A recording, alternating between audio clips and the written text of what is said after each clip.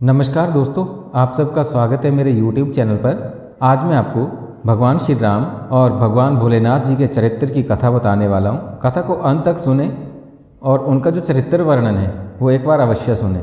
ब्रह्मा जी ने कहा, हे नारद, शिव जी की लीला अत्यंत ही पवित्र एवं शुद्ध है, जिसको पूर्ण रूप से वेद तथा पुराण भी नहीं जानते हैं।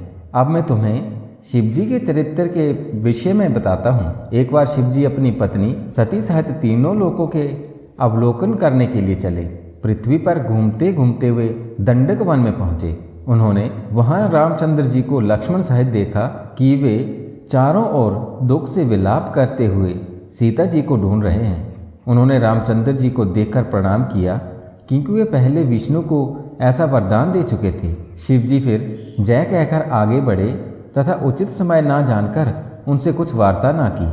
इसलिए सती ने जब ये हाल देखा कि शिव जी अपने परम भक्त राम को इस प्रकार छोड़कर आगे बढ़ गए, तो वे बोली, हे अनादि सर्वोपरि ब्रह्मा, आपने ब्रह्मा, विष्णु, सुर, मुनि तथा संपूर्ण सृष्टि की उत्पत्ति की है। ये सब आपकी सेवा उपासना करते हैं। फिर आज दशरथ के पुत्र रामचंद्र को वन में मिले तो आपने उनको प्रणाम क्यों किया? मेरी समझ में नहीं आता कि इसका कारण क्या है। मुझे इसकी बहुत चिंता है। शिव जी ने जब सती को ऐसी चिंता में मगन देखा तो वे बोले, हे सती, रामचंद्र जी रमा के पति विष्णु हैं, जो संसार के पालन का अधिकार रखते हैं। उनका अवतार भक्तों के लिए ही है। फिर शिव जी ने सती को उनके अवतार लेने का कारण बताया, परंतु सती का मन फिर भी संतुष्ट नहीं हुआ। तब शिव जी ने विष्णु के अवतार के अनेक चरित्र सती को सुनाए, परंतु फिर भी उन्हें कोई नहीं भाया और ना उन्हें विश्वास हुआ। ये देखकर शिव जी ने पुनः उनसे कहा, हे सती, यदि तुमको विश्वास ना हो तो स्वयं जाकर परीक्षा क्यों नहीं करती?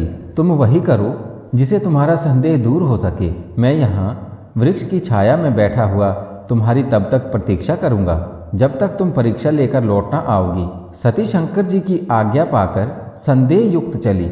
उन्होंने मन में विचार किया कि मैं किस प्रकार उनकी परीक्षा लूँ। बहुत सोचने के पश्चात ये निश्चय किया गया कि मैं रामचंद्र जी के सम्मुख श्री सीता जी का रूप धारण कर जाऊंगी।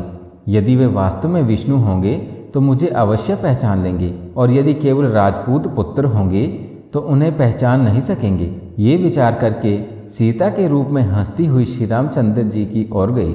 लक्ष्मण ने जब सती को इस रूप में देखा तो आश्चर्य में आकर जाना कि ये सती है, परंतु पूर्ण ज्ञान न होने के कारण वे कुछ न बोले। परंतु जब रामचंद्र जी ने सती को ऐसे छल स्वरूप में देखा तो वे हंस पड़े तथा शिव शिव कहते हुए बोले, जिसका ध्यान करने से संपूर्ण दुख तथा भ्रम दूर हो जाते हैं और जिसके हृदय में सदाशिव का स्थान है, आपने उसे धोखा देने का प्रयत्न किया है। ये सब शिव की ही माया है।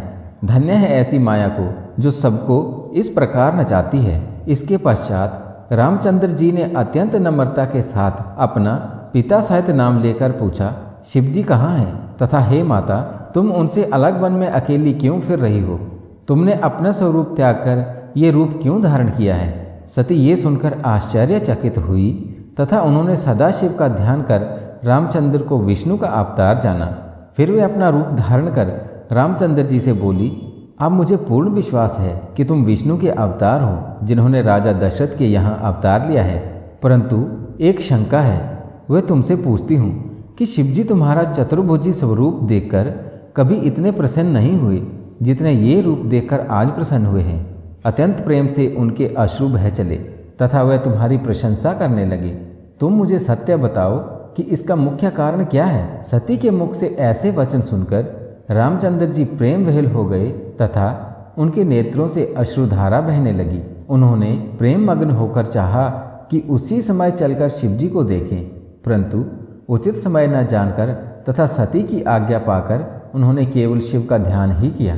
फिर रामचंद्र जी ने कहा, आज मैंने उसे देखा जो तीनों लोकों में प्रकट दिखाई नहीं देता है। ये मेरा सौभाग्य है कि मैंने उस स्वरूप को देखा है। मेरे भाग्य धन्य है कि उनकी मेरे ऊपर ऐसी कृपा है, जिनका ध्यान सिद्धि मुनि देवता आदि करते हैं तथा वेद स्तुति में मगन रहते हैं। उनकी कृपा से व्याध, किरात, नंदा, पंचक की स्त्री हर्यक्षा तथा इंद्रधुम्न को परम पद प्रदान किया है।